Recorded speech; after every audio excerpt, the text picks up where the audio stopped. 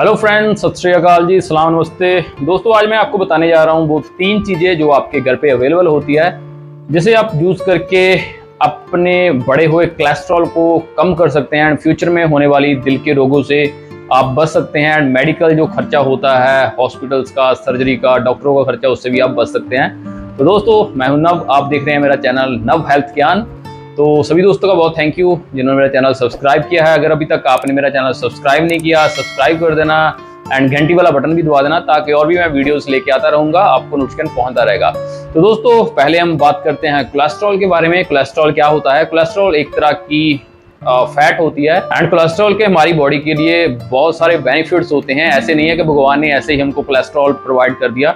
जो कोलेस्ट्रॉल होता है वो 2 तरह का होता है, LDL एंड HDL। तो जो कोलेस्ट्रॉल होता है उसके बहुत सारे बॉडी में फंक्शंस होते हैं। नंबर 1, जो हमारी बॉडी के सेल्स होते हैं, उसकी जो झिल्ली होती है, आउटर लेयर होती है, उसको बनाने में जो हेल्प करता है। कई तरह के बॉडी में हार्मोन्स जो फंक्शन करते हैं, उसको सपोर्ट करने में भी कोलेस्ट्रॉल हेल्प करता है। जो मेल टेस्टोस्टेरोन हार्मोन होता है, उसको प्रोड्यूस करने में भी ये कोलेस्ट्रॉल जो होता है वो हेल्प करता है।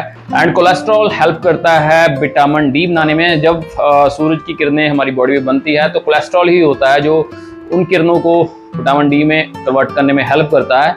तो जो कोलेस्ट्रॉल होता है वो हमारा जो लिवर है वो 70 to 80% हमारे लिवर में बनता है एंड 20 to 30% जो होता है वो हम आउटर मतलब कि खाने में मिलता है। जो खाना हम खाते हैं वो नॉन वेज मटेरियल हो सकता है, कोई भी मतलब कि ह्यूमन प्रोटीन जो फैट्स होते हैं उनसे जो हम खाना लेते हैं, मतलब कि मिल्क प्रोडक्ट हो गए या मिल्क हो गया, देसी घी हो गया, मतलब किसी भी तरह का जो ह्यूमन सोर्सेज ऑफ फैट होते हैं, या फिर जो एग्स हो गए, नॉन वेज हो गया, बीफ हो गया, ऐसी चीज़ों से जो कोलेस्ट्रॉल हमारी बॉडी में जाता है। तो बहुत सारे लोग नॉन वेज भी नहीं खाते, ना ही वो मिल्क प्रोडक्ट यूज कर, फिर भी उनकी बॉडी में क्यों कोलेस्ट्रॉल बनने लगता है ज़्यादा?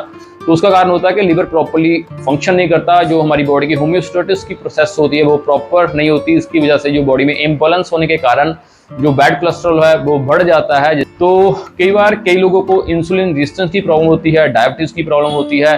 जब इंसुलिन आउटर तौर पर मतलब कि मेडिसिन के तौर पर लेते हैं तो फिर भी जो लिवर होता है ज़्यादा कोलेस्ट्रॉल प्रोड्यूस करता है एंड वो कोलेस्ट्रॉल हमारी बॉडी में यूज नहीं हो पाता। तो ऐसे हमारी बॉडी में कोलेस्ट्रॉल बनता है। एंड अगर आपका जो कोलेस्ट्रॉल है 150-200 तक नॉर्मल ही होता है, तो इससे ज़्यादा जब बढ़ने लगता है तो आपको एक मेडिकल टर्म में इसको डराया जाता है कि आपको दिल के रोग हो जाएंगे, आपको ब्ला ब्ला कराना पड़ेगा, आपके अंदर ब्लॉकेज आ जाएगी। लेकिन इतना खतरनाक होता नहीं है, तो आप इसको ईजिली कंट्रोल कर सकते हैं। तो घर पे ही आपके कुछ ऐसी चीज़ें होती हैं। तो नंबर 1 जो चीज़ है वो है गार्लिक, जिसे हम लहसुन कहते हैं। तो गार्लिक में सल्फर होता है एंड एलिसिन नाम का एक तत्व होता है जो एंटी इन्फ्लेमेटरी होता है, कोलेस्ट्रॉल को कम करने में जो हेल्प करता है। एंटी बैक्टीरियल होता है जो मतलब कि हमारे लिवर की भी सफाई करता है, हमारे ब्लड को भी प्यूरिफाई करने में जो हेल्प करता है। तो ये जो लहसुन है, आपने खाना कैसे, आप लहसुन के 1 या 2 पीस दिन में यूज कर सकते हैं। आपने एम्प्टी स्टमक लेना होता है 1 पीस को ऐसे ही, या आप इसको च्यूइंग कर सकते हैं, मतलब कि चबा सकते हैं। तो आप देखेंगे कि जब भी आप इसको खाना शुरू करेंगे तो 2-3 दिनों में ही इसका असर होना शुरू हो जाता है। जो बैड कोलेस्ट्रॉल होता है वो घटना शुरू हो जाता है। तो बहुत सारी आप दवाइयों के खर्चे से या मेडिकल जो इलाज होते हैं उससे आप बच सकते हैं। नंबर 2 जो चीज़ है वो है जिंजर। तो जिंजर मतलब कि अदरक। अदरक भी क्या करता है, इस पर भी रिसर्च हुई है कि अगर आप रेगुलरली अदरक का यूज़ करते हैं तो ऐसे नहीं है कि आपने तड़का लगाकर अदरक का खाना है, मतलब कि उसमें क्या होता है, बहुत सारे जो तत्व होते हैं उसके नष्ट हो जाते हैं। आपने कच्चा अदरक खाना है, आप दाल सब्जी के ऊपर कद्दूकस करके भी उसको यूज़ कर सकते हैं, या फिर टी वगैरह भी बनाकर उसका यूज़ कर सकते हैं। जो अदरक का एक्टिव कंपाउंड होता है वो जिंजरोल कहते हैं। वो एक तरह का एंटीऑक्सीडेंट होता है, वो भी एंटीबैक्टीरियल है, हमारे खून को पतला करने में हेल्प करता है, कोलेस्ट्रॉल को कम करने में हेल्प करता है, हमारे लिवर फंक्शन को भी ठीक करता है। तो अदरक भी हम कोलेस्ट्रॉल कम करने के लिए यूज़ कर सकते हैं। तो ये अदरक जो होता है आपने कैसे यूज़ करना है, इसकी आप टी बना के यूज़ कर सकते हैं। आपने 3-4 ग्राम जो एक पीस होता है, मतलब आप कह सकते हैं कि फिंगर जैसा पीस आप हर रोज यूज़ कर सकते हैं। आप दाल सब्जी के ऊपर उसको कद्दूकस करके भी यूज़ कर सकते हैं। तो नेक्स्ट जो चीज़ होती है वो है इसबगोल, जिसे साइलम हस्क भी कहते हैं।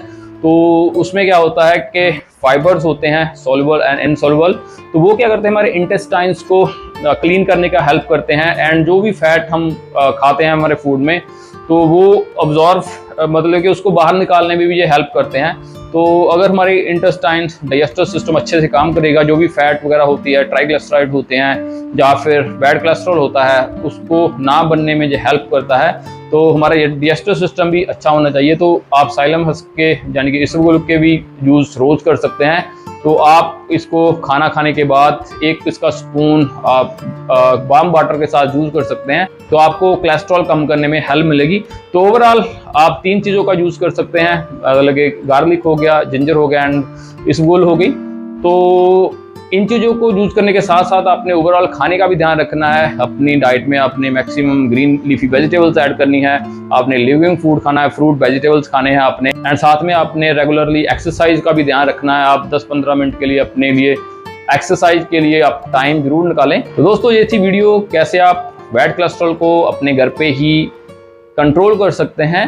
तो होप जो वीडियो आपको पसंद आई होगी। अगर आपको जो वीडियो पसंद आई है please like share and comment करना। अगर आपको इसकी ज़रूरत नहीं है, अगर आपके किसी रिलेटिव को या फ्रेंड को इस वीडियो की ज़रूरत है, तो उसको फॉरवर्ड जरूर कर देना ताकि वो इसका फ़ायदा उठा सकें।